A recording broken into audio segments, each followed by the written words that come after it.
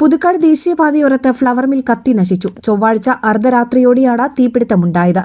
പുതുക്കാട് സ്വദേശി താഴത്ത് രാജന്റെ ഉടമസ്ഥതയിലുള്ള റോയൽസ് ഫ്ലവർ മില്ലിലാണ് തീപിടുത്തം.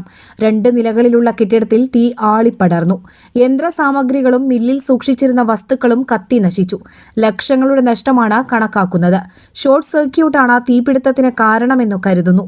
മില്ലിന്റെ പുറകുവശത്ത് വെച്ചിരുന്ന 2 ഗ്യാസ് സിലിണ്ടറുകളിലേക്ക് തീ പടരാതിരുന്നത് വലിയ അപകടമൊഴിവായി. സമീപത്തെ വീട്ടുകാരാണ് തീ പടരുന്നത് ആദ്യം കണ്ടത്. ഉടൻ തന്നെ ഫയർഫോഴ്സിനെ വിവരമറിയിക്കുകയായിരുന്നു. പുതുക്കാട്, ചാലക്കുടി എന്നിവിടങ്ങളിൽ നിന്നെത്തിയ 2 യൂണിറ്റ് ഫയർഫോഴ്സാണ് തീ നിയന്ത്രണ വിധേയമാക്കിയത്.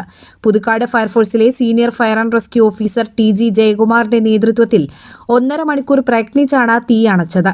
പുതുക്കാട് പോലീസ്, പഞ്ചായത്ത് അംഗം സെബി കൊടിയൻ എന്നിവരുടെ നേതൃത്വത്തിൽ നാട്ടുകാരും രക്ഷാപ്രവർത്തനം നടത്തി.